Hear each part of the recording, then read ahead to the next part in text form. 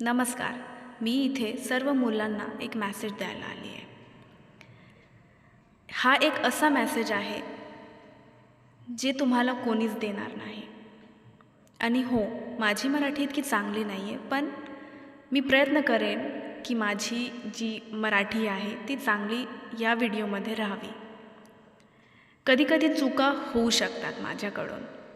मराठी किंवा हिंदी म्हणजे हिंदी तोंडातून येईल, पण मेसेज नक्की वाचा आणि नक्की तुम्ही ऐका. हे बघा, जेव्हा आपलं लग्न होतं ना, तेव्हा कोणतीच मुलगी तुमच्या घरी जेव्हा येते, ती हे विचार करून कधीच येत नाही की मी मुलांना म्हणजे माझ्या पतीला त्यांच्या आई बाबाकडून म्हणजे मी एकदम त्यांना दूर करून टाकेल. कोणतीच मुलगी हे विचार करून येत नाही.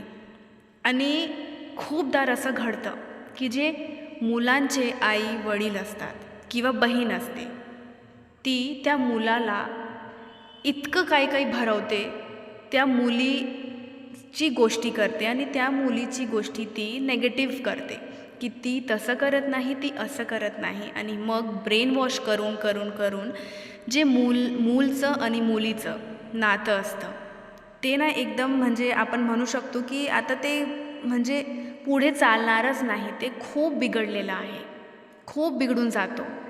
तर बिघडायला ना सर्व लोक येतात. मी तुम्हाला सांगते, अगदी तुमचे आई बाबा जरी असले तरी ते तुम्हाला जेव्हा बिघडवायचं असेल तर ते किंवा अरेंज बिघडवतात. मॅरेज करून आलेली ते असेल, तुमच्यासमोर पण आता ती असं तुमची म्हणणार की आम्ही बायको खूप आहे. चांगले आहोत आणि तुझी बायको सर्वजण खराब असं आहे. म्हणतात की बायको ते तुम्हाला शेवटपर्यंत साथ एकदम देते. ब्रेन वॉश करतील. पण हो, माझं साथ एक म्हणणं देते. आहे, मी नाही मी म्हणत. स्वतः एक्सपिरियन्स पण ती केलं आहे की तुमच्या जेव्हा बिघडवायची सोबत बारी कधी येते, साथ देईल तेव्हा जेव्हा सर्व तुम्ही लोक तिला लग्न करून की आणलं, तिने असं केलं, तिचा त्याने असं मानाचा, केलं. आणि जेव्हा तिचा नातं तुटायला अपमानाचा लागतात, तुम्हाला तेव्हा सर्व तुमच्यामध्ये म्हणजे तुमचे तिचं आई करावं वडील लागेल. सुद्धा कोणी म्हणजे तिला मुलाचे उंगली आई उठवत वडील असेल सुद्धा तिच्यावर येणार तर नाही तुम्हाला सर्व ते ठीक करायला. रिप्लाय करावं लागेल. मुलीचं बाप असं असो म्हणतात किंवा आपण मम्मी की असो मुलीचे किंवा आई माय वडील असो, ती कधीपर्यंत तिला म्हणजे ठेवणार तिला आहे कधीच किंवा असं वाटत नाही की कधीपर्यंत मुलीचं जिवंत राहणार संसार आहे. पण तुटावा. माझं म्हणणं हे ते आहे प्रयत्न करतात की खूप मुलगा मुलीचं संसार च्या तुटावं सिच्युएशनमध्ये नाही. पण सेमच पण आहे मुलाचे की कडचे इगोचा जो प्रॉब्लेम मुलगा असतो. असतो त्यांना खूप त्याचे आई असं वडील पण सुद्धा हे जास्त असतं दिवस की नाही, राहणार ही नाही मुलगी 30 आहे वर्ष आणि किंवा मी 40 वर्ष मुलगा तिच्या आहे. लग्नानंतर आम्ही त्यांच्या मुलीकडचे आहोत लग्नानंतर. आणि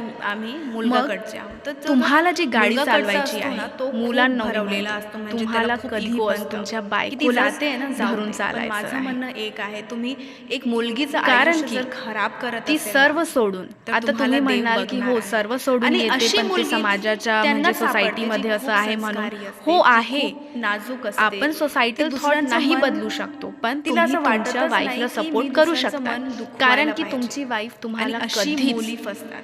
आणि जेव्हा अशी कधीच मुली फसतात ना, त्यांच्या असं म्हणजे म्हणजे आपण तुमच्यासोबत म्हणतो जर ना, त्यांच्या काही मनातून वेगळं जे झालं, दुःख झालं, काही दुआ कष्ट किंवा आलं, ते तुम्हाला बददुआ निघते कधीच ना, ती सोडणार नाही. खूप जर वेगळी असते. तुम्ही तिला कोण जवानीमध्ये कोणाच्या साथ मुलीचं दिली आयुष्य तर. बर्बाद करायला म्हणून नको. मी म्हणते की ती तुमच्या घरी बायकोचं लव्ह कधी मॅरेज पण करून आली असेल किंवा अरेंज सम्मान मॅरेज करा. करेल आणि कोणी जर अपमान करत असेल ना, तर त्याला तिथेच तुम्ही म्हणजे आपण म्हणतो ना, बोलून टाका सरळ सरळ की ती माझी बायको आहे, ती या घरातली सून आहे किंवा लक्ष्मी आहे. तुम्ही तिला काहीच बोलू शकत नाही. मग तिला ना कोणीच बोलणार नाही काही. तुमचे आई-वडीलसुद्धा म्हणजे मुलाचे आई-वडीलसुद्धा काही नाही बोलणार. पण बहुतेक घरात असं होतं की सासू-सासरे तर बोलताच आणि मग नवरा पण बोलतो. मग त्याच्या घरी कोणाच्या भरोश्यावर राहणार आहे आणि मग ती निघून येते. म्हणून तुमचं संसार तुम्हाला चालवायचा आहे. कारण की आज अशी परिस्थिती नाही आहे की मुलगी तुमच्याकडे राहीलच राहील. कारण की आता डिवोर्स इतके म्हणजे फाईल होतात आणि परत त्याला नवरा भेटतो. मी असं नाही म्हणत आहे की तुम्ही सर्व तुमची बायकोची साईड घ्या, पण जिथे गरज आहे तुम्ही जर 50% तुमच्या आईबाबांची साईड घेताय तर 50% मुलीची पण साईड घ्या. कारण की ती सर्व सोडून फक्त त्या घरात तुमच्या भरोश्यावर आली आहे. तुमचे आईवडील कसे पण असू द्यात, पण मात्र तुम्ही म्हणजे जो मुलगा आहे त्यांनी तिची साथ दिली पाहिजे. तर तुम्हाला काय वाटतंय? जे मी म्हणते ती खरं आहे? मला कमेंट करून नक्की सांगा.